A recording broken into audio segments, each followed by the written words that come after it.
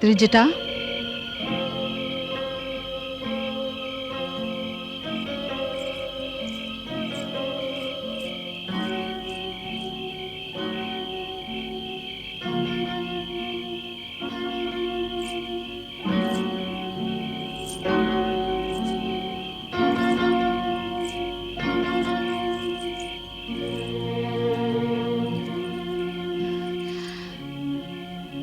मैं महाराज लंकेश्वर की महारानी मंदोदरी हूं।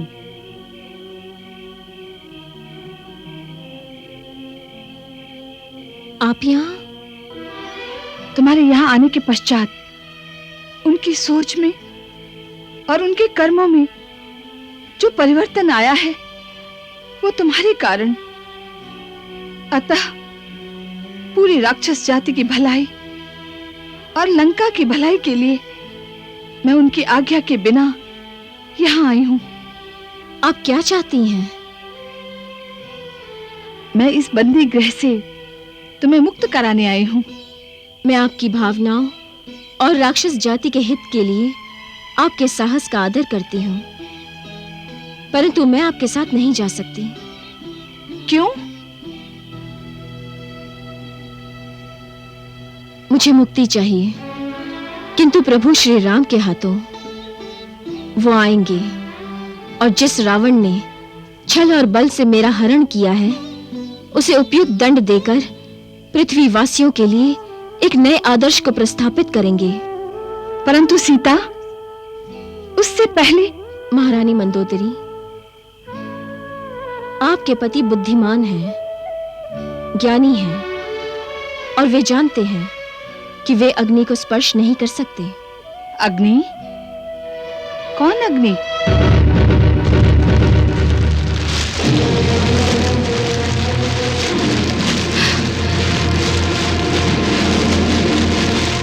मैं ही वो आग हूं जो रावण जैसे अधर्मी और अत्याचारी का विनाश करने आई हूं। एक बात बताओ महारानी मंदोदरी, लोग समझते हैं लंका दहन हनुमान ने किया है ना? नहीं, लंका दहन मैंने किया है। रावण को संकेत दिया था, किंतु संकेत को समझने का प्रयास नहीं किया गया। अब वो विनाश की कगार पर खड़ा है।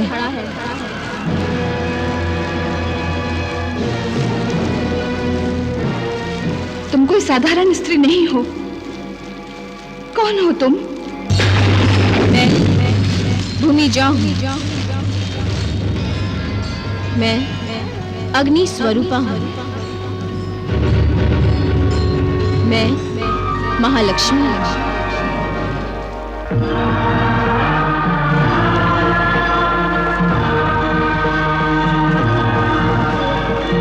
मैं महाकाली हूं।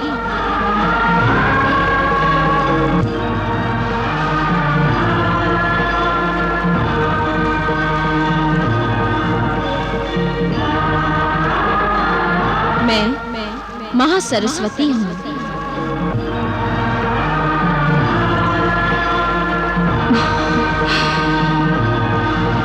मैं सदा चराचर की स्वामिनी हूं। मैं आदिशक्ति हूं। मैं दुर्गा हूं।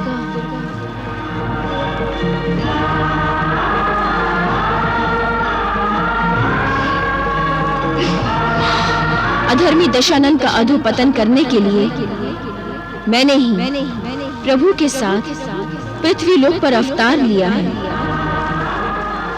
दशानन का सर्वनाश निश्चित है मंदोदरी।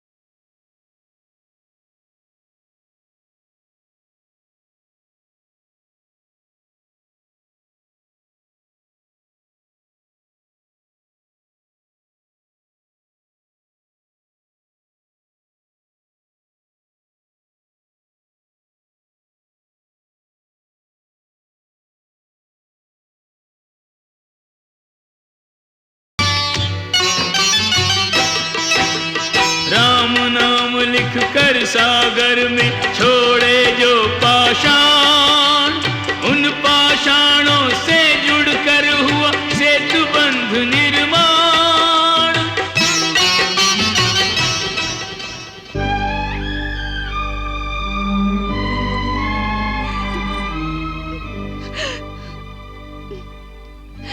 हे भोलेनाथ, पशुपतिनाथ, करुणा कर, करुणा कीजिए, मेरे सुहाग की रक्षा कीजिए प्रभु, मेरे सुहाग की रक्षा कीजिए।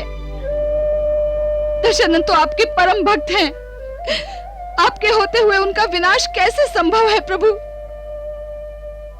दशानन की रक्षा का वचन दिया है आपने, आप तो स्वयं महाकाल हैं,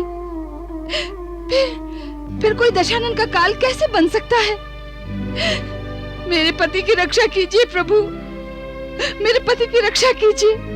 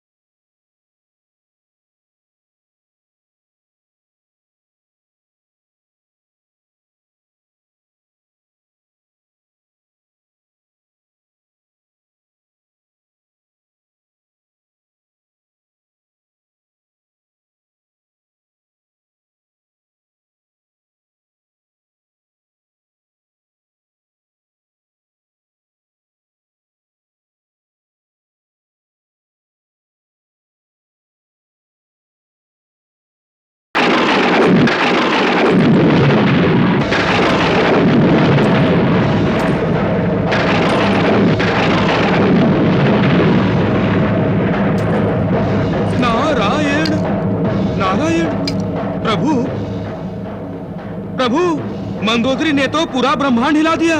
पालती वृत्ति का यह प्रभाव। देवर्षि, मंदोदरी इस समय शक्ति स्वरूपा है। उसका प्रत्येक शब्द उसकी अंतराला से निकल रहा है। इसी कारण ब्रह्मास्त्र से भी अधिक प्रभावशाली होकर उसने संपूर्ण त्रिलोक को डगमगा दिया है। रुक जाओ पुत्री।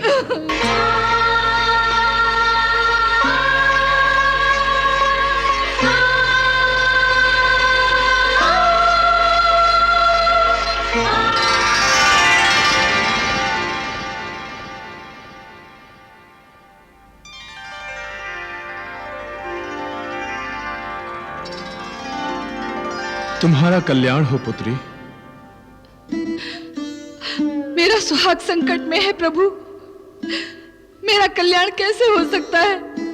दशानन का विनाश उसके कुकर्मों का फल है।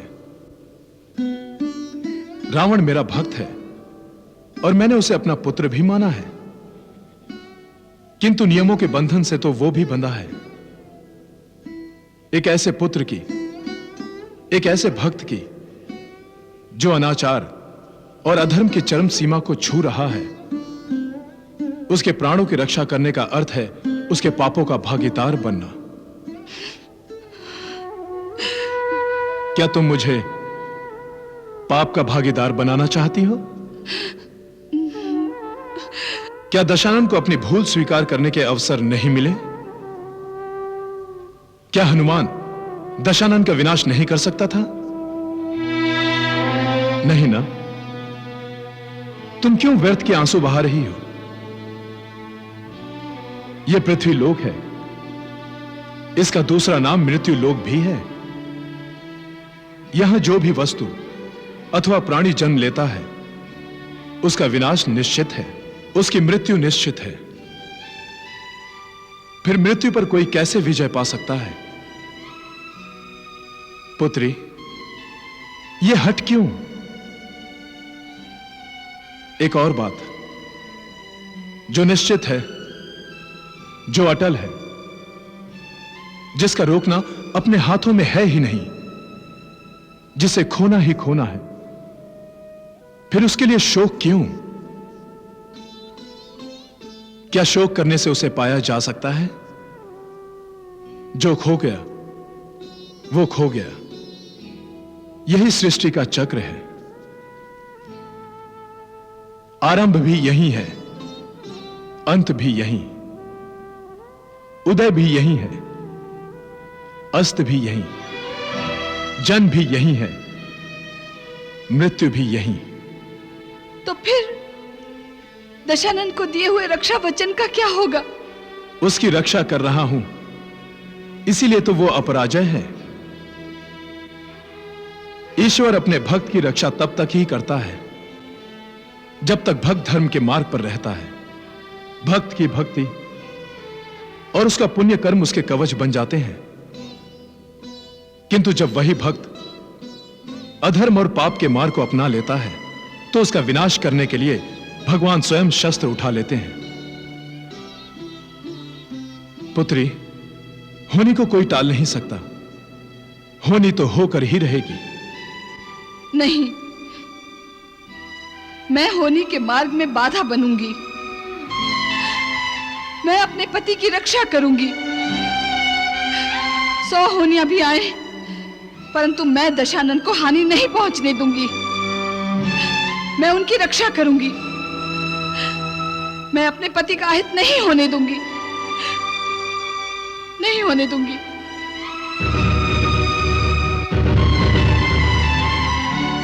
मैं अपना पातिव्रत्य दांव पर लगाती हूं।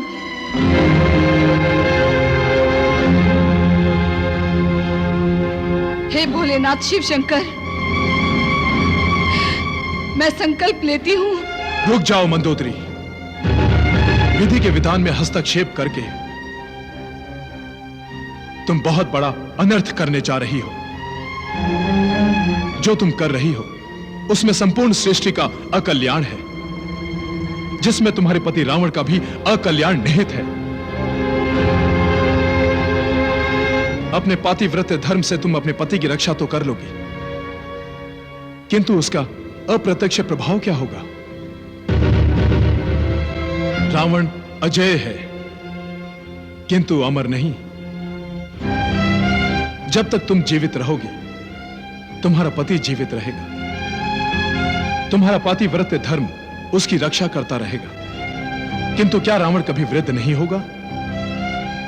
क्या वो कभी विकलांग नहीं हो सकता? उस समय तुम्हारा पातिव्रत्य धर्म क्या काम करेगा? क्या तुम अपने पति को विकलांग के रूप में देखकर प्रसन्न होगी?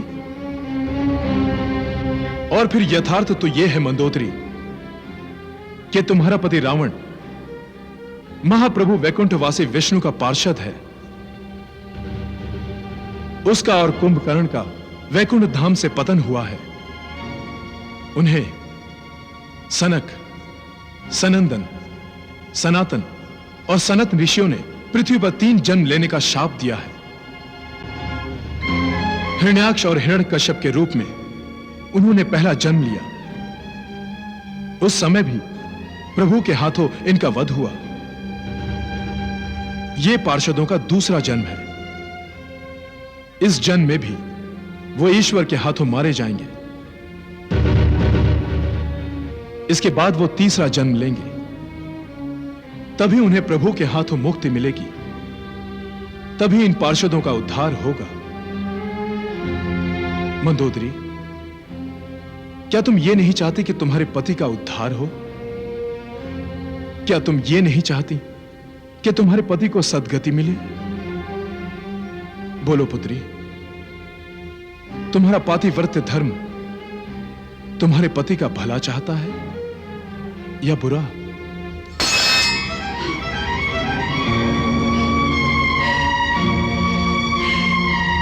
पुत्री, इस मृत्यु लोक का एक नियम और भी है। जहां योग है वहां वियोग भी है।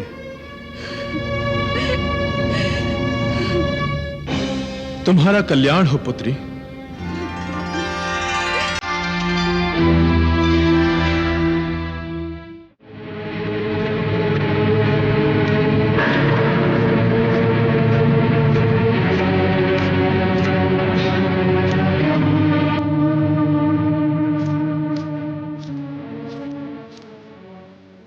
मंदोदरी,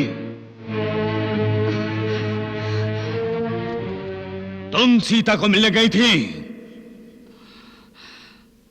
मेरे प्रश्न का उत्तर दो। तुम सीता को मिलने गई थी? हाँ। क्यों? किसकी आज्ञा से मिलने गई थी उससे? मैं अपनी इच्छा से गई थी। तुम्हारी इच्छा? तुम महारानी अवश्य हो, परंतु राज्य का कल्याण अकल्याण तुम्हारी इच्छा पर निर्भर नहीं है। तुम भली भांति जानती हो कि जब मैं सीता को लाया था तो वो उस राम की पत्नी थी जिसने अपने भाई लक्ष्मण के साथ मिलकर हमारी बहन सुपर्णखा का अपमान किया था, और उसने हमारे भाई खर, दूषण और तिसरा का वध किया था। उस समय केवल वो था और उसके साथ उसका भाई लक्ष्मण, परंतु अब उसके साथ पूरी सेना है, और अब वो लंका पर आक्रमण करने के सपने देख रहा है। जिस समय हमने सीता का हरण किया था उस समय प्रतिशोध के साथ साथ सीता की सुंदरता का आकर्षण भी जुड़ा हुआ था, किंतु अब वो हमारे शत्रु की पत्नी है। तो क्या सीता से मिलना अपराध है? अपराध? अपराध ही नहीं, द्रोह है, राजद्रोह। तुमने सीता को भगाने का प्रयत्न करके लंका के साथ विश्वासघात किया है। विश्वासघात! और इस विश्वासघात का दंड जानती हो? मृत्यु दंड।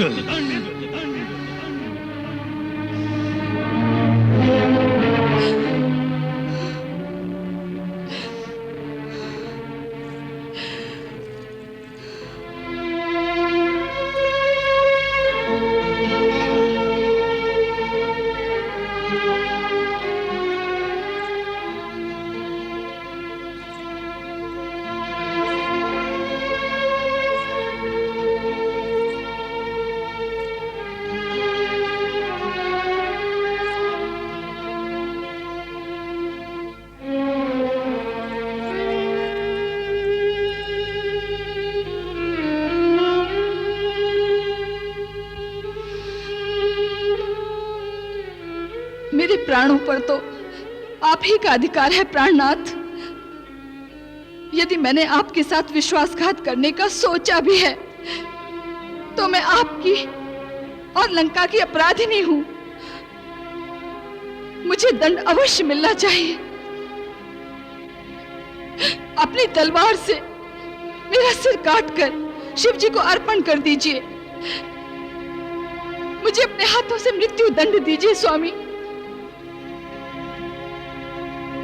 आपके हाथों मुझे मृत्यु प्राप्त होगी तो मुझसे बड़ा भाग्यशाली और कौन होगा। अपने हाथों से अपनी पत्नी को दंड देकर अपनी कीर्ति में वृद्धि कीजिए स्वामी।